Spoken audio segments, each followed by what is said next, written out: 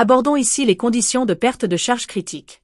Les conditions de perte de charge critique sont atteintes lorsque la valeur de X devient égale ou supérieure au produit de Fk par Xt ou de Fk par Xtp. C'est précisément à ce point que Y devient un moins X divisé par 3 fois Fk fois Xt, ce qui correspond à un moins 1 tiers, soit 0,667. En service réel, il arrive souvent que les rapports de perte de charge dépassent ces valeurs critiques, mais c'est à ce point que les conditions de débit critique commencent à se manifester. Par conséquent, pour une pression d'entrée P1 constante, diminuer la pression de sortie P2, et donc augmenter la perte de charge ΔP, n'entraînera plus d'augmentation du débit à travers la vanne. Par conséquent, une valeur de X supérieure au produit de Fk par Xt ou de Fk par Xtp ne doit jamais être substituée dans l'expression de I. Cela signifie que Y ne peut jamais être inférieur à 0,667. Cette même limite sur les valeurs de X s'applique également aux équations de débit présentées dans la section suivante. La cinquième étape consiste à calculer le CV requis en utilisant l'équation appropriée. Pour des unités de débit volumique, si la densité relative, Gg, du gaz est spécifiée, le CV est égal au débit Q divisé par la racine carrée de N7 fois Fp fois P1 fois Y divisé par Gg fois T1 fois Z. Si la masse moléculaire, M, du gaz est spécifiée, on utilise N9 au lieu de N7 et on utilise M au lieu de Gg sous la racine carrée au dénominateur. Pour des unités de débit massique, si le poids spécifique du gaz, gamma, est spécifié, le CV est égal au débit W divisé par la racine carrée de N6 fois Fp fois Y fois X fois P1 fois gamma. Si la masse moléculaire M est spécifiée, on utilise N8 pour diviser W par la racine carrée de N8 fois Fp fois P1 fois Y divisé par X fois M divisé par T1 fois Z. Par ailleurs, en plus du CV, deux autres coefficients de débit, le kV et l'AV, sont utilisés, particulièrement en dehors de l'Amérique du Nord. Leurs relations sont les suivantes, le kV est égal à 0,865 fois le CV et l'AV est égal à 2,4 fois 10 puissance moins 5 fois le CV. Enfin, la sixième et dernière étape consiste à sélectionner la taille de la vanne en utilisant le tableau du coefficient de débit approprié et la valeur de CV calculée. Une fois la procédure de dimensionnement de la vanne terminée, on peut ensuite examiner la prédiction du bruit aérodynamique. Je vais vous présenter le coefficient de dimensionnement du débit gazeux, Cg, nécessaire comme donnée d'entrée lors de la prédiction du bruit aérodynamique des vannes pour fluides compressibles. Le Cg est un coefficient de dimensionnement qui indique la quantité de gaz que la vanne laisse passer, et il est utilisé tel quel dans la technique de prédiction du bruit. Cette valeur est dérivée du CV utilisé pour le dimensionnement des liquides et du facteur de rapport de perte de charge de la vanne, Xt. La relation spécifique sera expliquée en détail sur l'écran suivant. En résumé, pour prédire quantitativement le bruit, il faut d'abord obtenir cette valeur Cg. Tout d'abord, le coefficient de débit gazeux Cg se calcule par 40 fois le CV multiplié par la racine carrée de Xt. Ensuite, nous traitons le cas où des accessoires tels que des réducteurs ou des coudes sont installés avec la vanne. Dans ce cas, l'effet des accessoires est pris en compte dans l'équation du facteur d'expansion en remplaçant le terme Xt par un nouveau facteur, Xtp. Le Xtp est une forme où l'on divise Xt par le carré du terme composé de CV divisé par D, le tout divisé par 1 plus Xt astérisque qui, divisé par N5. Ici, N5 est une constante numérique trouvée dans le tableau équation constant, D est la taille nominale supposée de la vanne, CV est le coefficient de débit à 100% de course pour la taille de vanne supposée, Fp est le facteur de géométrie de la tuyauterie et Xt est le rapport de perte de charge de la vanne installée sans accessoire. Les valeurs de Xt sont répertoriées dans les tableaux de coefficients de débit de chaque vanne. Le qui de l'équation précédente est le coefficient de perte de charge à l'entrée, défini comme K1 plus Kb1. K1 est le coefficient de résistance des accessoires en amont et Kb1 est le coefficient de Bernoulli à l'entrée. Pour obtenir ces deux valeurs, vous pouvez vous référer à la méthode de calcul du facteur de géométrie de la tuyauterie Fp dans la section relative au dimensionnement des vannes pour liquide. Nous allons maintenant passer au premier problème d'exemple de dimensionnement pour fluide compressible. Il s'agit de déterminer la taille et l'ouverture d'une vanne à boisseau sphérique Fischer Design V250, en supposant que la taille de la vanne et celle de la conduite sont identiques. La première étape de l'exemple consiste à spécifier les variables nécessaires au dimensionnement. La vanne est une Design V250 et le fluide est du gaz naturel. Pour les conditions de service, la pression amont P1 est de 2 cents psi, soit 214,7 psia, la pression aval P2 est de 50 psi, soit 64,7 psia, et la perte de charge ΔP est de 150 livres par pouce carré. Le rapport de perte de charge X est la valeur de ΔP divisé par P1, soit 150 divisé par 214,7, ce qui donne 0,702. La température d'entrée T1 est de 60 degrés Fahrenheit, soit 520 R, la masse molaire M est de 17,38, la densité gazeuse GG est de 0,60, le rapport des chaleurs spécifiques K est de 1,31 et le débit Q est de 6x10 exposant 6 SCFH. La deuxième étape consiste à déterminer la constante d'équation N. Comme la densité gazeuse GG et la masse molaire M sont toutes deux fournies, il est possible d'utiliser soit l'équation avec N7, soit celle avec N9, et le résultat sera le même. Ici, nous choisissons arbitrairement l'équation incluant GG et utilisons la valeur 1360 pour N7. La troisième étape consiste à déterminer le facteur de géométrie de la tuyauterie FP. Comme nous avons supposé que la taille de la vanne et de la conduite sont identiques, FP est de 1,0. La quatrième étape est le processus de calcul du facteur d'expansion I. Tout d'abord, la fonction du rapport des chaleurs spécifiques FK est la valeur de K divisée par 1,40, donc 1,31 divisé par 1,40 donne 0,94. Ici, nous supposons qu'une vanne design V250 de 8 in sera suffisante pour les conditions de service spécifiées, et nous lisons dans le tableau des coefficients de débit la valeur xt de 0,137 pour une vanne de 8 in. À 100% de course, x est de 0,70, comme calculé précédemment. Les conditions de perte de charge critique sont remplies lorsque le x calculé est égal ou supérieur à la valeur fk *xt, nous comparons donc ces deux valeurs. Fk *xt est égal à 0,94 *0,137, soit 0,129.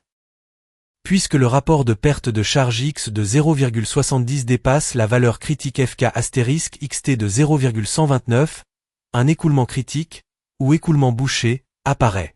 Par conséquent, nous fixons le facteur d'expansion Y à 0,667 et maintenons X à la valeur critique de 0,129.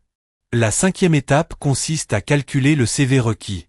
Le CV est calculé par la racine carrée de Q, N7 FP P1 Y, multiplié par X, GG T1 Z. Pour la pression et la température du gaz donné, on peut supposer que le facteur de compressibilité aide est de 1,0 et comme la taille de la vanne et de la conduite sont identiques, FP est également de 1. Nous y injectons Q égale 6x10 exposant 6, N7 égale 1360, P1 égale 214,7, Y égale 0,667, X égale 0,129, GG égale 0,6 et T1 égale 520. La sixième étape consiste à confirmer la taille de la vanne à l'aide du tableau des coefficients de débit. Le CV nominal d'une design V250 de 8 in étant de 2190, on constate que le dimensionnement est suffisant. La course de la vanne pour le CV requis se situe environ à 83 degrés, et il faut noter que la valeur xt à cette ouverture de 83 degrés est de 0,202, ce qui diffère sensiblement de la valeur nominale. Je vais vous présenter le processus de calcul itératif de l'exemple de dimensionnement des fluides compressibles 1.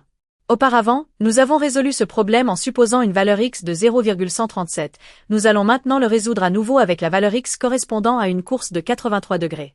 Tout d'abord, nous recalculons le produit fkx. X est égal à fk multiplié par x, donc 0,94 multiplié par 0,202, ce qui donne 0,237. En insérant cette valeur dans l'équation de dimensionnement, le CV requis est sous la forme de Q divisé par la racine carrée de N7 multiplié par FP multiplié par P1 multiplié par Y multiplié par X, le tout divisé par GG multiplié par T1 multiplié par Z. Ici, Q est 6 fois 10 à la puissance 6, N7 est 1360, P1 est 214,7, Y est 0,667, GG est 0,6, T1 est 520 et Z est 1,0. Le calcul donne un CV requis de 1118. La raison pour laquelle le CV a chuté si radicalement est uniquement due à la différence des valeurs de X entre la course nominale et la course de 83 degrés. Un CV de 1118 se produit entre 75 et 80 degrés de course. Le tableau du coefficient de débit approprié indique que X est plus élevé à 75 degrés de course qu'à 80 degrés. Par conséquent, Si le problème était résolu à nouveau avec une valeur x plus élevée, cela devrait entraîner une nouvelle baisse du CV requis calculé. Cette fois, nous résolvons à nouveau le problème en appliquant la valeur x correspondant à une course de 78 degrés, c'est-à-dire 0,328. X est égal à fk multiplié par x, soit 0,94 multiplié par 0,328, ce qui donne 0,308. En substituant dans la même équation q égale 6 fois 10 à la puissance 6, n7 égale 1360, p1 égale 214,7, y égale 0,667, x égale 0,308, gg égale 0,6, t1 égale 520 et z égale 1,0, le CV requis est de 982. Ce CV de 982 est très proche du CV pour une course de 75 degrés. On pourrait itérer davantage pour obtenir une ouverture prédite plus précise, mais pour les conditions de service données, une vanne design V250 de 8 in, installée dans une ligne de 8 in, aura une ouverture d'environ 75 degrés. Je vais maintenant vous présenter l'exemple de dimensionnement des fluides compressibles numéro 2. Supposons que de la vapeur doive être fournie à un procédé conçu pour fonctionner à 250 psi. La source d'alimentation est un collecteur maintenu à 500 psi et 500 degrés Fahrenheit. Une ligne de 6 in est prévue entre la conduite principale de vapeur et le procédé. De plus, supposons que si la taille de vanne requise est inférieure à 6 in, elle sera installée à l'aide de réducteurs concentriques. Nous devons déterminer la vanne design ED appropriée avec une cage linéaire. La première étape consiste à spécifier les variables nécessaires au dimensionnement de la vanne. La conception de la vanne est une vanne design ED classe 300 avec une cage linéaire, et nous supposons que la taille de la vanne est de 4 in. Le fluide du procédé est de la vapeur surchauffée. Les conditions de service sont, le débit massique W est de 125 000 livres par heure, P1 est de 5 cents psi, soit 514,7 psia, P2 est de 250 psi, soit 264,7 psia, et la chute de pression ΔP est de 250 livres par pouce carré. X est égal à ΔP divisé par P1, soit 250 divisé par 514,7, ce qui donne 0,49.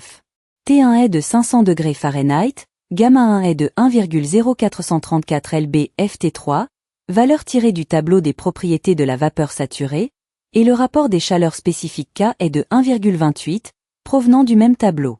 La deuxième étape consiste à déterminer la constante d'équation N appropriée dans le tableau des constantes d'équation. Pour terminer la sélection des constantes de la deuxième étape, puisque le débit spécifié est en unité de masse, livres par heure, et que le poids spécifique de la vapeur est également spécifié, la seule équation de dimensionnement utilisable est celle qui contient la constante N6. Par conséquent, N6 est égal à 63,3.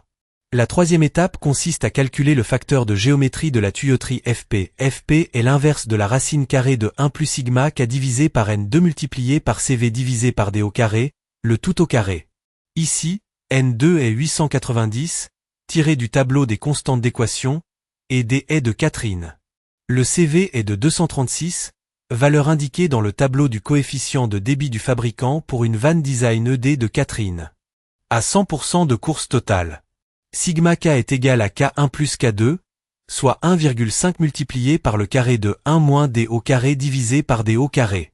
Comme D au carré divisé par D au carré est 4 au carré divisé par 6 au carré, 1,5 multiplié par le carré de 1 moins 16 divisé par 36 donne 0,463. Ainsi, la somme des pertes d'entrée et de sortie du réducteur concentrique est l'élément clé du calcul de Fp. Nous allons maintenant terminer le calcul de l'FP et déterminer le facteur d'expansion ainsi que le CV requis. En substituant les valeurs précédentes, l'FP est d'environ 0,95. La quatrième étape consiste à calculer le facteur d'expansion IFK est égal à K divisé par 1,40, soit 1,28 divisé par 1,40, ce qui donne 0,91. X est la valeur de 0,49 calculée à l'étape précédente. Comme une vanne de 4 in est installée dans une ligne de 6 in, le terme XT doit être remplacé par XTP. XTP est égal à XT divisé par le carré de FP, le tout divisé par 1 plus XT astérisque qui, N5 astérisque CV D à la puissance 2, à la puissance 2. Ici, N5 est 1000 selon la table des constantes d'équation, D est de 4 in. FP est de 0,95, XT est de 0,688 selon la table du coefficient de débit du fabricant, et le CV est de 236, qui est égal à 1,5 astérisque 1, D à la puissance 2, 1 D à la puissance 2, et pour D égale 6 in. Cela donne 1,5 astérisque 1 à 16/36, soit 0,96. Le calcul donne un XTP d'environ 0,67. Par conséquent, Y est égal à 1, X, 3 astérisque FK astérisque XTP, soit 1 à 0,49, 3 astérisque 0,91 astérisque 0,67, ce qui donne 0,73. Enfin, à la cinquième étape, le CV requis est égal à W divisé par la racine carrée de N6 astérisque FP astérisque Y astérisque X astérisque P1 astérisque gamma 1, avec W égale à 125 000.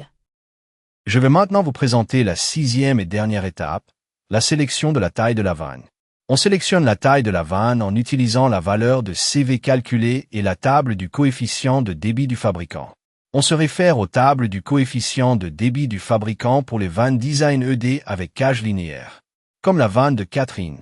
Supposée à un CV de 236 à 100% de course et que la taille immédiatement inférieure, 3 in, à un CV de seulement 148, on peut en déduire que la taille supposée est correcte.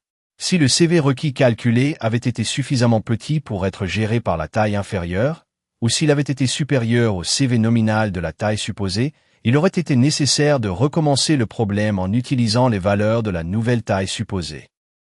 Je vais vous présenter la table des coefficients de dimensionnement représentatifs pour les corps de vanne à globe à simple passage. Cette table regroupe les valeurs de CV et les coefficients de correction nécessaires à la sélection de la vanne. Les lignes du tableau sont classées par taille de vanne, diamètre nominal en pouces, type de clapet, caractéristiques de débit et diamètre de l'orifice. Les vannes les plus petites, de 1/2 in et 3/4 in, ont une structure à guidage par tige et une caractéristique à égal pourcentage. Pour la 1/2 in, le diamètre de l'orifice est de 0,38 et 0,5, le CV est de 2,41, l'EFL est de 0,90, l'XT est de 0,54 et l'FD est de 0,61.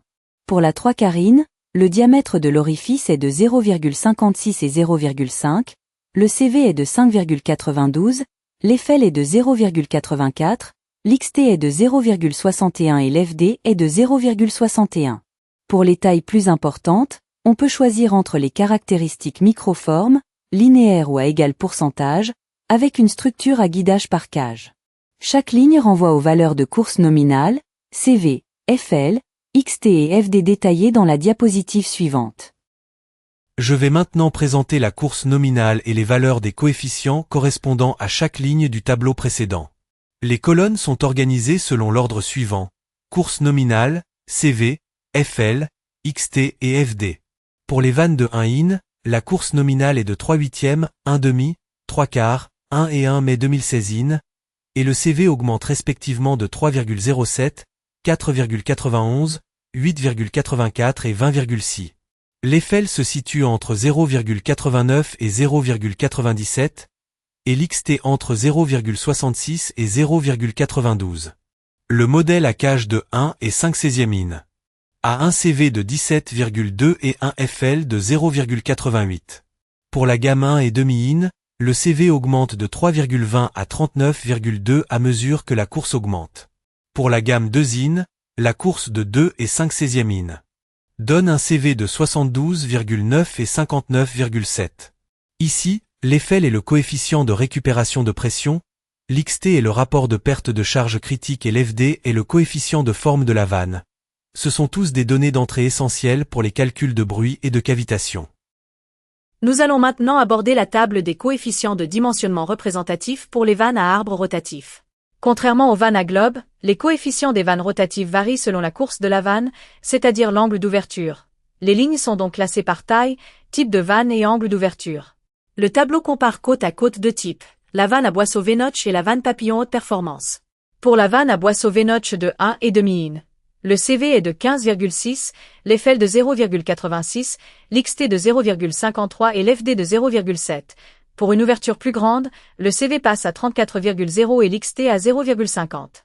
Pour le V-notch, le CV augmente de 28,5 à 77,3, puis de 59,2 à 80,2 à mesure que l'ouverture s'accroît, et l'Eiffel se situe entre 0,81 et 0,85. La vanne papillon haute performance présente des caractéristiques de récupération différentes de la vanne à boisseau, avec un XT autour de 0,49 et un FD autour de 0,70. Pour des ouvertures importantes comme 60 ou 90 degrés, on observe une tendance où l'Eiffel converge vers 0,91 à 0,92 et l'XT vers 0,49. Je voudrais vous présenter la suite du tableau des coefficients pour les vannes à arbre rotatif que nous avons vu précédemment. Cette partie contient des valeurs pour des tailles de vannes plus importantes et des angles d'ouverture supplémentaires. On continue de comparer les vannes à boisseau-Vénotch et les vannes papillon haute performance. Si l'on prend une ligne d'exemple, on a FL à 0,80, XT à 0,56 et FD à 0,66, tandis que pour la vanne papillon sur la même ligne, XT est à 0,49 et FD à 0,70. Pour la vanne papillon, les valeurs restent presque constantes à des ouvertures importantes, avec FL entre 0,92 et 0,99, XT à 0,49 et FD à 0,70. En revanche, pour la vanne à boisseau-Vénotch, les valeurs varient selon l'ouverture.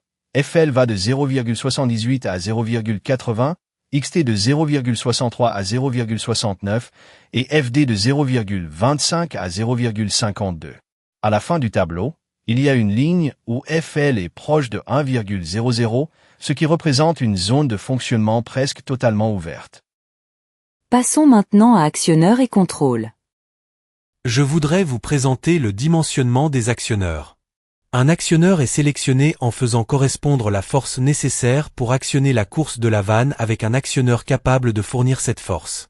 Pour les vannes rotatives, un processus similaire consiste à faire correspondre le couple nécessaire pour actionner la vanne avec un actionneur capable de fournir ce couple. Ce processus fondamental est le même pour les actionneurs pneumatiques, électriques et électrohydrauliques. La force nécessaire pour actionner une vanne à siège, globe valve, se compose de 4 éléments.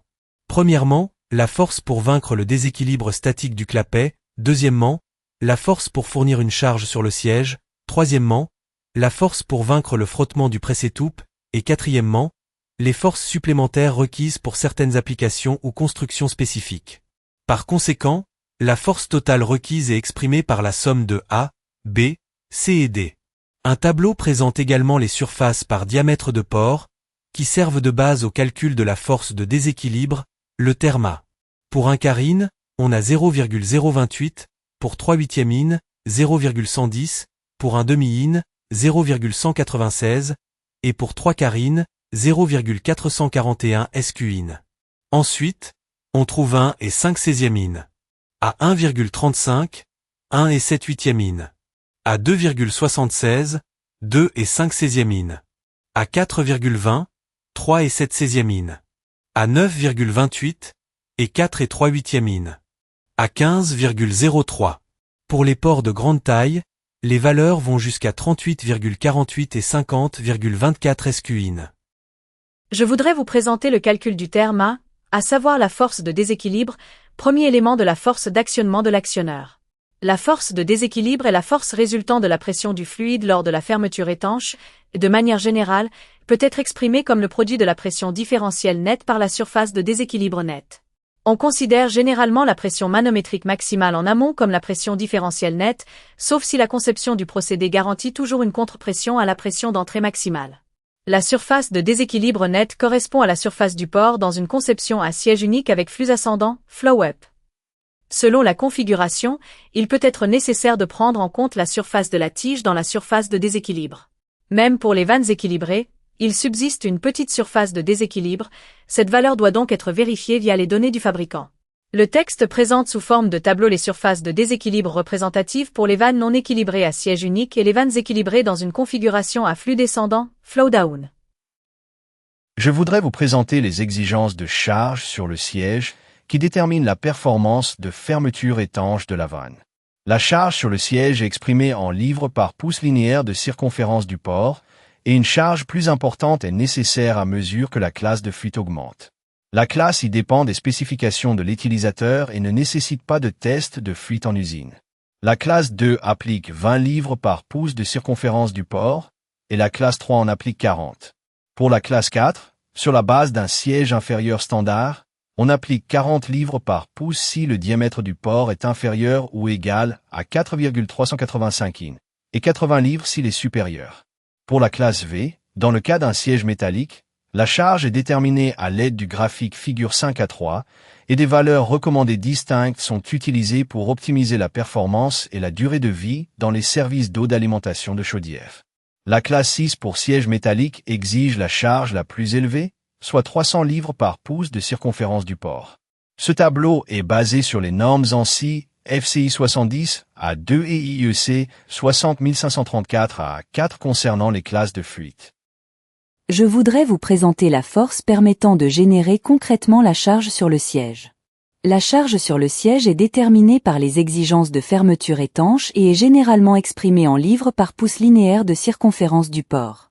Cette charge est l'une des composantes de la poussée que l'actionneur doit fournir lors de la fermeture de la vanne, et une valeur plus élevée est requise lorsque les exigences de fermeture sont strictes. En particulier, pour les sièges métalliques de classe V, la charge est calculée séparément afin d'obtenir une performance et une durée de vie du siège optimale dans l'alimentation en eau de chaudière. Je voudrais vous présenter les critères utilisés pour calculer la charge sur le siège nécessaire. La charge sur le siège découle des exigences de fermeture étanche, et les tests d'acceptation en usine suivent la norme ANSI FCI 70 à 2 ainsi que la norme internationale IEC 60534 à 4. Cela s'applique aux classes de fuite allant de la classe 2 à la classe 6, et la charge sur le siège recommandé est déterminée en se référant au tableau vu précédemment. Je vais vous présenter les précautions à prendre lors de l'application des classes de fuite, ainsi qu'un autre composant de la poussée, le frottement du garnissage. Tout d'abord, les classes de fuite et les taux de fuite correspondants ne doivent pas être interprétés comme des indicateurs directs de la performance sur site, car la sévérité des conditions de service varie. Pour prolonger la durée de vie du siège et ses capacités de fermeture étanche, utilisez une charge de siège supérieure à la valeur recommandée. Pour les charges de siège recommandées, veuillez vous référer à la figure 5A3. À l'inverse, si une fermeture étanche n'est pas la priorité absolue, il est raisonnable de choisir une classe de fuite inférieure. Le frottement du garnissage est déterminé par la taille de la tige, le type de garnissage et la charge de compression exercée sur le garnissage par le procédé ou le boulonnage. Cependant, le frottement du garnissage ne présente pas des caractéristiques répétables à 100% et des forces de frottement considérables peuvent apparaître, notamment dans les conceptions à garnissage précontraint, live loaded, utilisant un garnissage en graphite.